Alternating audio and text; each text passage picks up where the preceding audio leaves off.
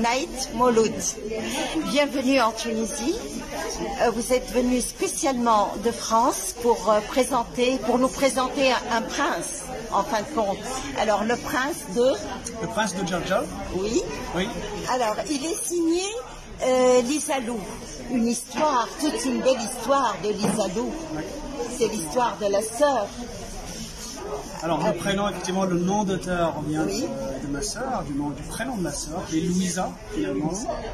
En inversant Isalou, ça donne Louisa. Donc, le nom d'auteur vient de là, effectivement. Alors, vous êtes venu en Tunisie parce que vous avez des origines algériennes. Il y a ce lien très fort de ce prince aussi qui vous a poussé à venir en Tunisie et présenter votre livre, qui est sorti en 2019 en fait, et qui sort en Tunisie, qui est déjà en vente à la librairie El Kitab. Et donc, c'est ce lien qui vous a poussé à venir en Tunisie et présenter votre livre? Oui, totalement, puisque ça fait vraiment sens. Donc, l'histoire de ce livre, enfin, le contenu de ce livre raconte finalement l'histoire d'un royaume qui a eu lieu il y a à peu près 5 siècles en Kabylie, dans l'actuelle Algérie, en Kabylie. En revanche, le prince en question, finalement, Hamd, comme prononce Hamd, a vécu et a grandi à Tunis. Suite à l'assassinat de son père, finalement, sa mère s'est exilée à Tunis. Donc oui, donc ça fait sens de venir ici à Tunis, d'être là aujourd'hui pour qu'on fasse cette séance de dédicace, puisqu'il y a un lien finalement entre les deux régions, la Kabylie et la Tunisie, entre l'Algérie et la Tunisie, à travers cette histoire. Voilà, alors vous avez dépoussiéré un fragment de l'histoire algérienne que vous avez connu enfant. À l'âge de 4 ans déjà, vous gardez en mémoire tous ces fragments d'histoire et ce mausolée qui a été transformé en lieu culturel, je crois, en Algérie. Alors, oui, en fait, dans le village dans lequel j'ai grandi, donc même je suis né dans ce village, j'ai grandi dans ce village jusqu'à l'âge de 19 ans. Le village s'appelle Tifilkout, pour le coup, dans lequel il y avait un mausolée qu'on désignait par le Kadi, ou le Qadi pour le coup, qui remonte finalement à cette histoire il y a 5 siècles, 4-5 siècles. Donc pour faire simple, le prince y a vécu finalement. Donc l'histoire est partie de là.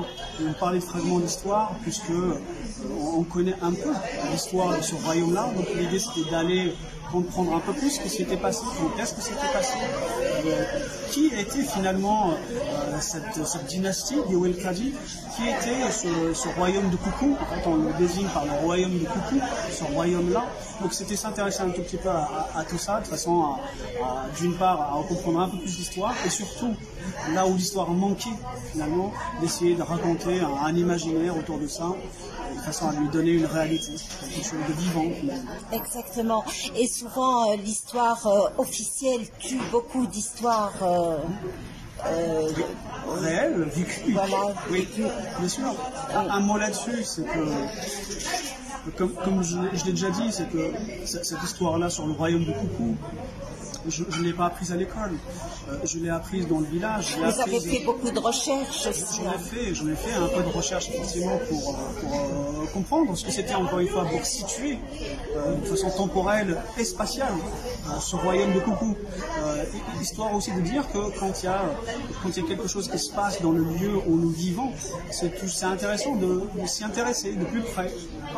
Donc c'est ça en fait qui m'a porté, qui m'a guidé vers un peu plus d'intérêt, un peu plus de curiosité vers ce sujet-là. Sur le fait que finalement l'histoire officielle a occulté cette histoire réelle que les gens ont vécue, je pense que c'est quand même important de le souligner, puisque globalement c'est ce qui se passe dans plein de pays d'Afrique, l'Algérie, la Tunisie, le Maroc, ça va de soi, où finalement ce que vivent les gens, leur culture locale, leur diversité culturelle, leur identité finalement a été souvent occultée, et c'est triste, c'est dommage, puisque je pense réellement que ça fait partie de la richesse de ce peuple-là, ça fait partie de nos richesses, d'être divers, d'avoir des origines, d'avoir des cultures, d'avoir des traditions, et d'avoir même des avenirs, d'avoir des modernités différentes. Celle-ci, c'est une richesse. Donc c'est aussi une façon de se réapproprier plus globalement ce qu'on pourrait mettre dans identité et culture. Exactement, et cette culture, il y a aussi cette force féminine. C'est la femme qui est en fait ce fil conducteur d'Algérie à Tunis, parce que c'est cette femme qui a porté ce roi qui a voulu venger son père et que vous avez transformé en pièce de théâtre bientôt, qui sera peut-être, on verra cette pièce à Tunis prochainement.